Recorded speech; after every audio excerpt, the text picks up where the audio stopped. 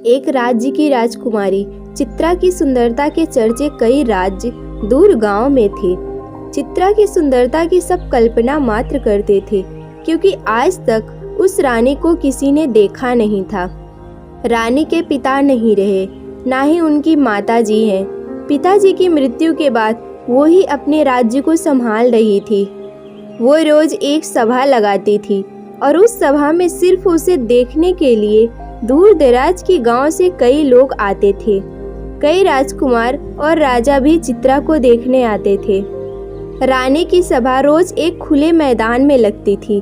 राजा और राजकुमार ना सिर्फ उसे देखने आते थे, बल्कि उसके लिए कई राजाओं में युद्ध भी हो गया। भरी सभा में रानी एक बड़े पर्दे के पीछे बैठी रहती थी।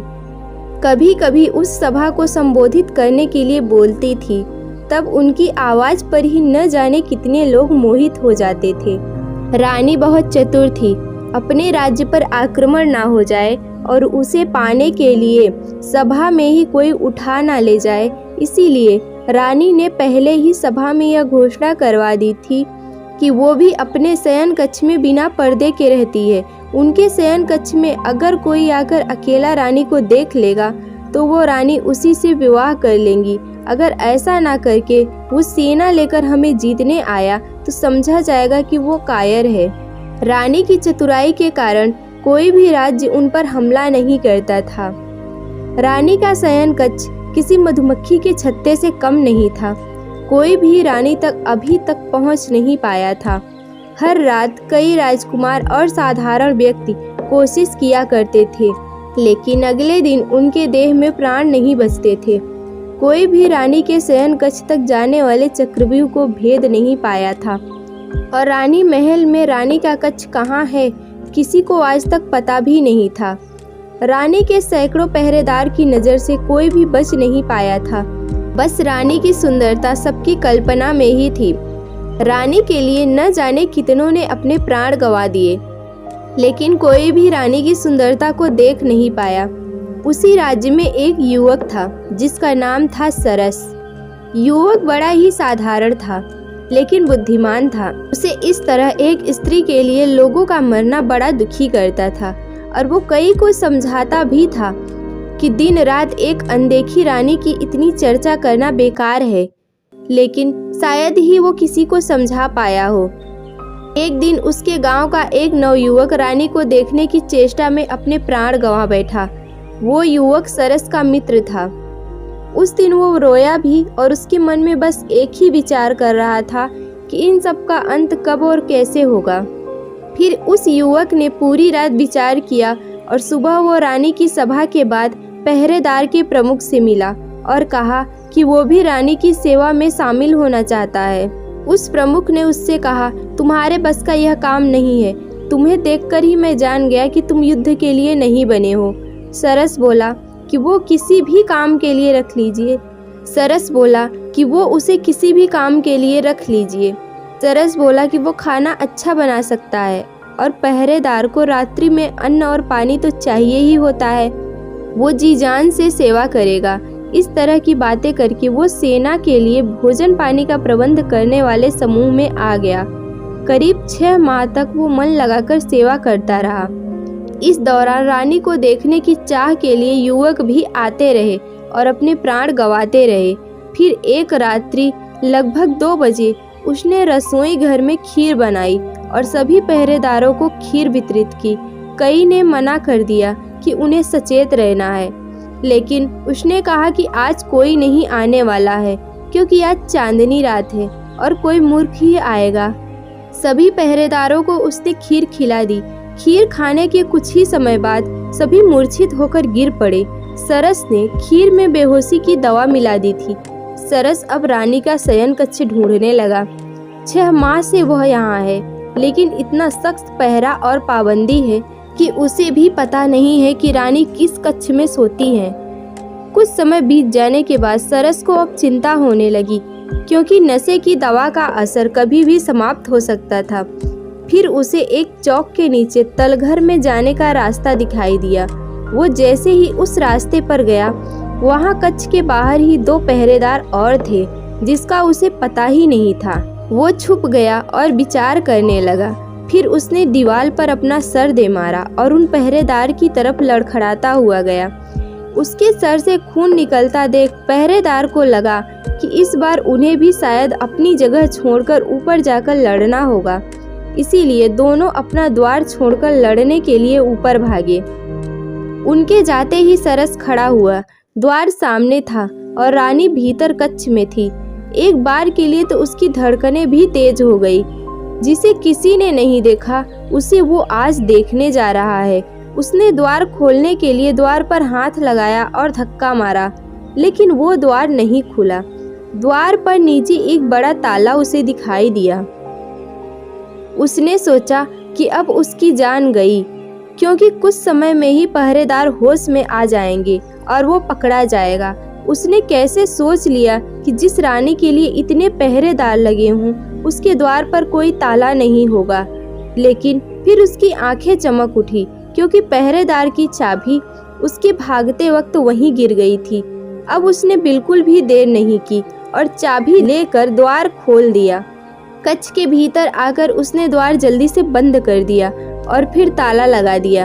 अब उसने पहले एक गहरी सांस ली, फिर आंखें खोली तो उसे दिखाई दिया एक आलीशान कक्ष। सुगंधित पुष्प की भांति वो कक्ष सुगंध दे रहा था, लेकिन कक्ष में प्रकाश कम था। वो रानी के बिस्तर के पास गया। उसके कदमों की सरसराहट से रानी की नींद खुल गई और वो घबराकर उठकर बैठ गई। रानी के कक्ष में पहली बार कोई आया था। रानी ने पहले अपने चेहरे पर पर्दा किया, फिर लड़खड़ाते शब्दों में पूछा, कौन है? सरस बोला, अभी तक तो साधारण हूँ, लेकिन आपका मुंह देखने के बाद हो सकता है कि साधारण ना रहूं। रानी घबराकर खड़ी हो गई। सरस बोला, अब यह पर्दा क्यों? अब तो मैं इस शयन कक्ष तक आ गया। अब तो मुझे वो चेहरा दिखा दीजिए जिसने ना जाने कितनों की जान ले ली। अब तो प्रकाश में आ जाइए। रानी ने अपना पर्दा उठाया और प्रकाश में आई। युवक सरस ने देखा और वो चौंक गया, क्योंकि लोगों द्वारा रानी की जिस तरह की कल्पना की जा रही थी, रानी उसके बिल्कुल विपरीत थी। रानी का रंग साफ नहीं था और ना ही चेहरे पर कोई आभा थी। युवक उसे देखकर हंसा और कहा, अच्छा, इसलिए आप अपना चेहरा छिपाए बैठी थी, क्योंकि आपको लगता था कि यह दिखाने योग्य नहीं है। रानी अब सर नीचे कर चुपचाप युवक की बात सुन रही थी।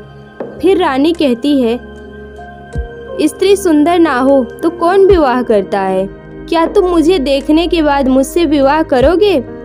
तुम पुरुष किस तरह की स्त्री चाहते हो मुझे पता है। जरा सोचो, एक अकेली स्त्री, वो भी अगर सुंदर ना हो, तो कैसे और कब तक अपने राज्य को बचा पाएगी? यह मेरी चतुराई है कि मैं अभी तक रानी हूँ, किसी के अधीन नहीं हूँ। सरस बोला, तुम्हारी चतुराई ने न जाने कितनों के प्राण ले लिए, तुम्हें पता है? रानी बोली, प्राण मैंने नहीं, उनकी सुंदर स्त्री की चाह ने लिए हैं। तुम बताओ, अगर तुम पहले ही जानते कि मैं सुंदर नहीं हूँ तो क्या अपने प्राण की बाजी लगाकर यहाँ तक आते? अब तुम मुझसे विवाह करो। अपनी पत्नी की सुंदरता का भ्रम इसी तरह लोगों में बनाए रखो। तुम्हारा भी मान बढ़ेगा कि जिसे कोई नहीं पा सका उसे तुमने पा लिया। सरस कुछ सोचने लगा। उसे सोचता देख रानी ने कहा कि तुम यहाँ से जीवित नहीं जा सकते, तुम्हें वही करना होगा जो मैं कह रही हूँ। सरस मुस्कुराते हुए बोला, हाँ, मैं तुमसे विवाह जरूर करूँगा। रानी उसकी बात सुनकर खुश हुई, लेकिन उनकी खुशी ज्यादा देर तक नहीं रही। सरस ने एक कपड़ा निकाला और रानी के मुख पर रख दिया। रानी बेहोश हो गई। सरस रानी को उठाकर महल के गुप्त द्वार से होता हुआ पास के ही अपने घर में चला गया और वहां ले जाकर उसे बांध दिया। सरस जल्दी से फिर अपने घर से राजमहल गया और कुछ पहरेदारों को होश आ गया था। वो भी उनसे बचता और लड़खड़ाता हुआ उनके पास गया और उसने ऐसा दिखाया कि यह एक बहुत बड़ी योजना थी। खीर में किसी ने कुछ मिला दिया था, जिससे हम सभी बेहोश होकर गिर पड़े थे। राजमहल के मंत्रीगण रानी के शयन कक्ष में पहुंचे। रानी वहां नहीं थी। रानी को कोई ले गया था। उन्होंने सुबह राज्य में घोषणा करवा दी कि रानी को जो भी ले गया है हम उसे अपना राजा मानते हैं। रानी को लेकर वो वापस महल में आ जाए। सरस अब राजमहल से अपने घर वापस आ गया तो उसने रानी को खोला और उसे भोजन दिया। रानी ने कहा कि अब तुम जीवित नहीं रहोगे, तुमने मुझे यहाँ बंधक बनाया है। सरस ने कहा अब तुम मेरी पत्नी हो और तुम्हें यहीं रहना होगा मेरे साथ। रानी बोली कि वो अभी यहाँ से जा रही है। सरस बोला जाओ लेकिन जल्दी वापस आना। रानी वहाँ से भागते हुए अपने महल की ओर गई। महल पर पहुंची तो द्वार पर ही सिपाहियों ने उसे रोक दिया। रानी बोली मैं रानी हूँ इस महल की, तुम्हारी महारानी। सिपाही उसे देखकर हंसने लगे और बोले जा यहाँ से, अपनी शक्ल देख। उन्होंने द्वार पर से ही उसे हटा दिया। रानी को समझ आ गया कि सरस ने बड़ी ही चतुराई के साथ उसके साथ यह खेल खेला है। रानी को किसी ने देखा नहीं है, इसीलिए अब वो कुछ भी करे उसे कोई पहचानेगा नहीं। वो वापस सरस के पास लौट आई। सरस ने उसे कहा आ गई, चलो अब कुछ खा लो। रानी अब वहीं रहने लगी और अपनी दिनचर्या के काम करने लगी। महल में अभी तक किसी को नहीं पता कि रानी कहाँ गई। मंत्री ने राज्य अपने हाथ में ले लिया। रानी ने सिर्फ अपने सांवले रंग के कारण अपनी पहचान को खो दिया। लोग भले ही ये कहते हों कि ब्लैक इज ब्यूटीफुल, लेकिन यह लाइन सिर्फ बोलने के लिए है। लोगों को पसंद तो गोरा रंग ही होता है। आजकल विज्ञापन भी सिर्फ गोरे रंग के लिए होते हैं। बस इतना है कि विज्ञापनों में गोरे रंग की जगह चमक ने ले लिया है। तो दोस्तों आपको यह कहानी कैसी लगी कमेंट में ज़रूर बताइएगा। ऐसी ही नई और इंटरेस्टिंग कहानियों के लिए हमारे चैनल को सब्सक्राइब करें, वीडियो को लाइक करें। तो मिलते हैं नेक्स्ट वीडियो में, तब तक के लिए धन्यवाद।